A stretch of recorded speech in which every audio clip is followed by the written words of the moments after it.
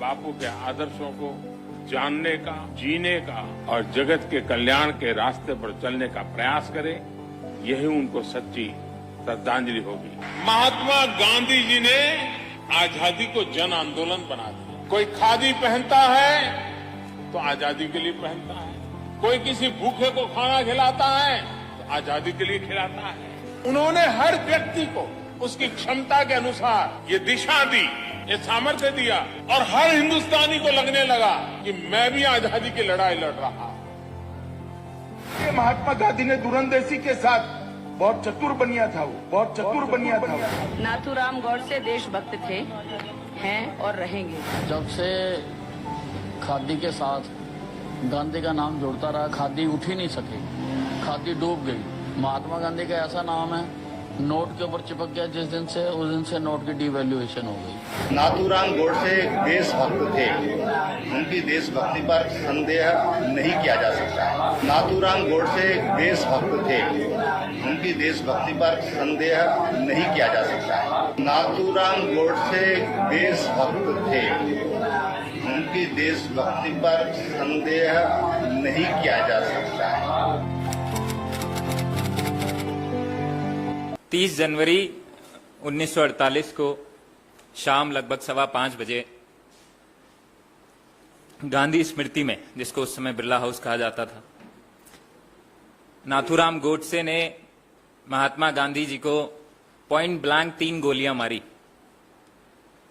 लाल किले में विशेष अदालत बैठाई गई जिसमें नाथूराम गोडसे का ट्रायल हुआ और उसके ट्रायल के दौरान उसने कहा, उससे पूछा गया कि क्यों मारा आपने महात्मा गांधी को, तो उसने कहा there was an accumulating provocation for 32 years in मी।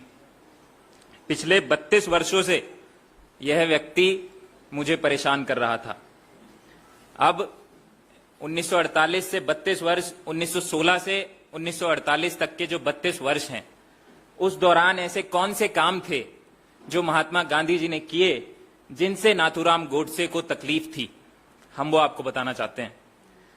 उन्होंने सत्याग्रह किए, चंपारण का सत्याग्रह, अहमदाबाद का सत्याग्रह, खेड़ा का, डांडी का, मंदिर प्रवेश के लिए उन्होंने मुहिम छेड़ी, सविनय अवज्ञा की, सिविल डिसोबीडियंस, असहयोग की, नॉन कोऑपरेशन, भारत छोड़ो, क्विट इंडिया मूवमेंट।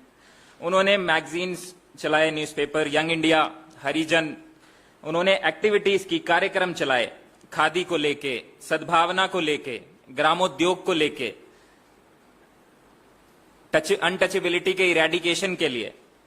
उन्होंने संगठनों पे काम किया, कांग्रेस पार्टी संगठन पे उन्होंने काम किया, सर्वोदय संगठन पे उन्होंने काम किया। उन्होंने राजनीतिक जागरूकता लाने के लिए काम किया, महिलाओं के लिए, दलितों के लिए, आदिवासियों के लिए, किसान के लिए, मजदूर के लिए, गरीबों के लिए।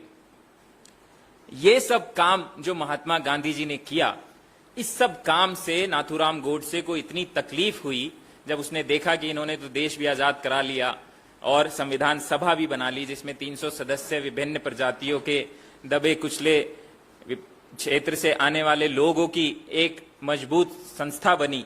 उस सब से उनको इतनी तकलीफ हुई कि उनको जब कोई और जरिया दिखाई नहीं दिया तो उन्होंने गांधी जी को मारना ही सही समझा। अब हम आज पे आ जाते हैं कि उत्तराखंड के ये पूर्व मुख्यमंत्री बलिया उत्तर प्रदेश में बुधवार को एक कार्यक्रम के दौरान सवाल के जवाब में कहते हैं कि नाथूराम गोडसे देशभक्त थे, इसमें कोई संदेह नहीं किया जा सकता। और ये पहली मर्तबा नहीं है, हम सब जानते हैं। मैं आपको गिनवाना चाहता हूं कि भारतीय जनता पार्टी के लोगों ने कब कब महात्मा गांधी जी के हत्यारे को सुशोभित करने का काम किया है। आप सब जानते हैं कि भाजपा की सांसद प्रज्ञा ठाकुर, जिनका हमने वीडियो में भी दिखाया, उन्होंने कहा कि भैया नाथूराम गोडसे देशभक्त था, है और रहेगा। और मोदी जी ने 2019 के दौरान कहा कि मैं इनको बिल्कुल मन से अपने माफ नहीं कर सकता हूं।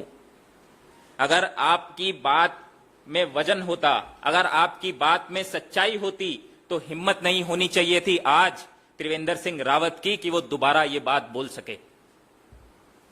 अमित शाह जी ने, हमने वीडियो में भी दिखाया, महात्मा गांधी को कहा कि ये तो चतुर बनिया था।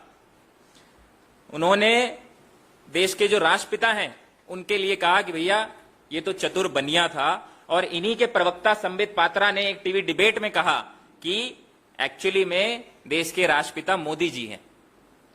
असम के भाजपा के सांसद कामाख्या प्रसाद ने कहा कि इनकी विचारधारा तो कचरे के समान है। अनंत हेगड़े भाजपा नेता ने बापू के स्वतंत्रता के पूरे संग्राम को ही ड्रामा बताया।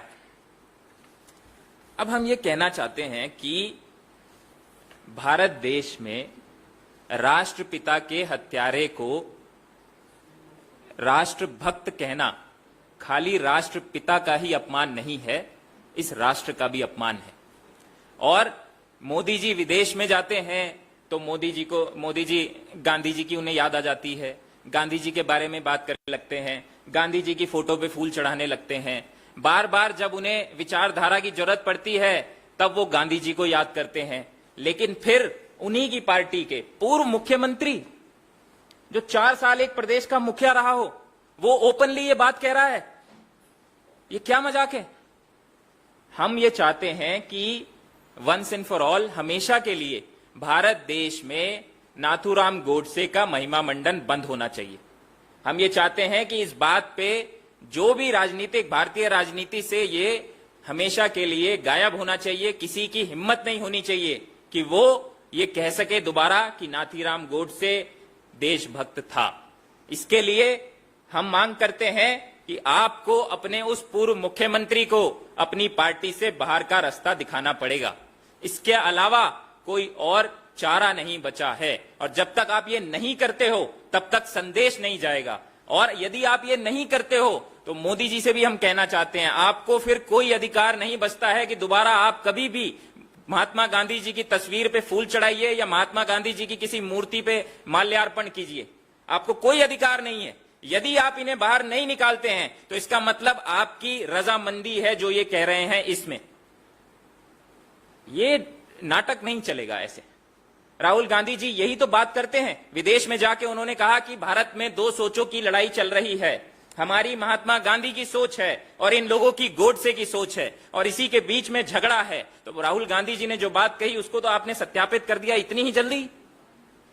और यही तो बात राहुल गांधी जी कहते हैं कि हम नफरत के बाजार में मोहब्बत की दुकान खोलना चाहते हैं। और आप सबके माध्यम से आज मैं बताना चाहता हूं कि उस नफरत के बाजार में क्या क्या मिलता है। उस नफरत के बाजार में मिलती है हिंसा, घृणा, नफरत, झूठ की राजनीति, बेरोजगारी, महंगाई, किसानों पे अत्याचार, जहां खिलाड़ी हैं लाचार।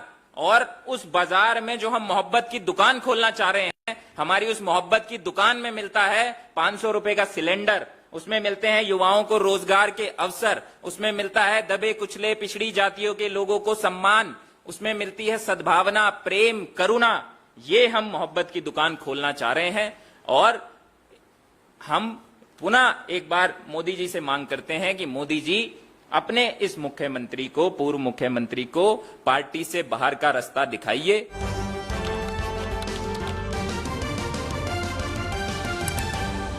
आपकी आवाज